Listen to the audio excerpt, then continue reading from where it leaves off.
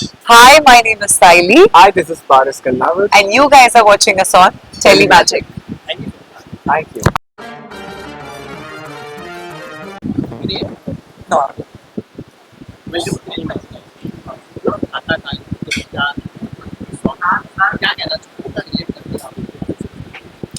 इस गाने से यार मैं मुझे तो नहीं पता, मैं इनका तो बता सकती हूँ कि ये बहुत अच्छी तरीके से प्यार को डिस्क्राइब करते हैं. आई स्टिल रिमेम्बर गाना शूट करने के बाद हम जब वापस आ रहे थे, अननोइंगली हमने कभी सोचा नहीं था इस बारे में बात करेंगे, बट पूरी जर्नी में हम प्यार के बारे में बात करते हैं. If you remember, Yes. तो we were just telling each other कि प्यार क्या होता है, कैसा हुआ, हमारा एक्सपीरियंस कैसा था, जो हमने कभी डिसाइड नहीं किया था वो अपने आप हो गया. तो जब मैंने उनसे बात की तो मुझे पता चला कि यार ये बड़े आशिक टाइप के हैं ही, जैसे इस गाने में दिखाया है. मैं भी वैसी ही हूँ, मुझे भी बहुत अच्छा लगता है कि मैं किसी के लिए कुछ करूँ. तो इस गाने से मैं इसीलिए रिलेट कर पाई हूँ, और मुझे लगता है ये भी जरूर रिलेट कर पाए होंगे, क्योंकि एक पार्टनर के लिए कितना कर सकते हैं हम. जैसे इस गाने में इन्होंने मेरे लिए बहुत कुछ किया है. मुझे एक दोस्त, एक पार्टनर, एक मतलब वो लड़की के लिए कोई नहीं था उस गाने में. उसका ना परिवार था, ना उसके लिए उसकी दोस्त थी. He was there. ये एक दोस्त बन के आए, इन्होंने मुझे प्रपोज किया कि शादी करते हैं, लेट्स गो टुगेदर, मैं हूँ तुम्हारे साथ, तुम्हारे लिए. भगा के लेकर गए, एवरी मोमेंट मेरे लिए स्पेशल करवाना चाहते थे. तो ये मुझे सबसे स्पेशल लगा, क्योंकि मैं भी यही चाहूंगी कि मेरे लिए कोई ऐसा करे.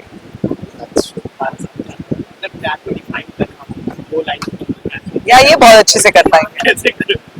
प्यार को डिस्क्राइब फर्स्ट ऑफ ऑल तो किया ही नहीं जा सकता. That's the first thing about love. And there has to be madness in love. जिस तरीके से ये सॉन्ग में था, madness था, पागलपन था.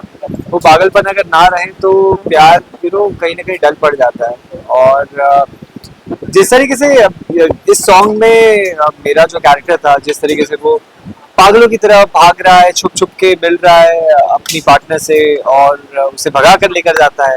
तो अगर ये सारा ये प्यार में डेयरिंग बहुत ज्यादा जरूरी है.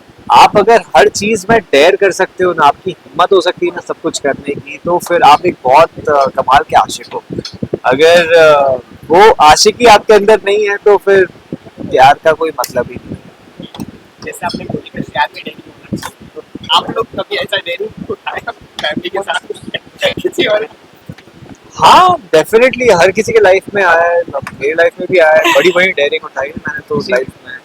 और बट गलत जगहों पे भी डेयरिंग की है, जो नहीं करनी चाहिए थी, क्योंकि बचपन में ऐसी उम्र में हम कुछ गलत चीजें कर बैठते हैं. तो अब समझ आई है, अब बड़े हो गए, अब थोड़ी बहुत चीजों की समझ है हमारे अंदर कि अब कहाँ सही है, कहाँ हम गलत है, कहाँ कुछ गलत चीजें कर सकते हैं. तो हम बस कोशिश करते हैं कि गलत डेयरिंग ना करके हम सही जगह की अपनी डेयरिंग दिखाएं. यस, मतलब एक साथ काम करने से अलग ही क्वालिटी होता है. तो आपको कैसा बॉन्ड होता है? विद टाइम हम लोग एक दिन शूट किया है. 12-13 घंटे का शूट था. मतलब हम लोग उसी दिन मिले पहली बार, ऑन सेट ही मिले थे. और अपने आप बॉन्डिंग बैठ गई. फर्स्ट सीन पे ही बैठ गई. हम लोग का फर्स्ट सीन साथ में था. उसके बाद हम लोग की बातें हुई, हम लोगों ने एक दूसरे के बारे में शेयर किया, हम लोग कैसे जो कहीं ना कहीं एज अ पर्सन हम बहुत सिमिलर है. यस, इसीलिए वो सब कुछ हो पाया है. Right right. बहुत सिमिलर है इनकी सोच, मेरी सोच कहीं ना कहीं मिलती है. ये प्यार को किस तरह सोचते हैं, या फिर इनका काम करने का तरीका, मतलब तो बहुत सारी चीजें हमारी सिमिलर है, एंड इसी वजह से हम बहुत जल्दी प्यार हो पाए. That's true, that's true. एक जो सॉन्ग था, जब आपके अप्रोच करने का जो सॉन्ग था, पहला आपका सॉन्ग है, तो जब अप्रोच करने का आपका रिएक्शन क्या था? एक तो गाना तो बेस्ट है ही. ये अगर किसी को भी आप सुना दो तो सबका यही होगा कि yes, I want to do this song.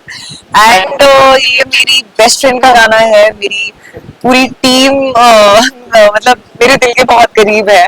तो ये गाना मैं ना बोलने की हिम्मत ही नहीं कर सकती थी. तो मुझे सबसे अच्छी बात यही लगी कि उन्होंने मेरे पास एक अच्छा प्रोडक्ट लेकर आए. मतलब ऐसे कुछ भी नहीं लेकर आए वो बहुत अच्छा प्रोडक्ट लेकर आए जहाँ मुझे बिल्कुल भी सोचना नहीं पड़ा कि यार मैंने हाँ कैसे बोलूं, मुझे ना करना है।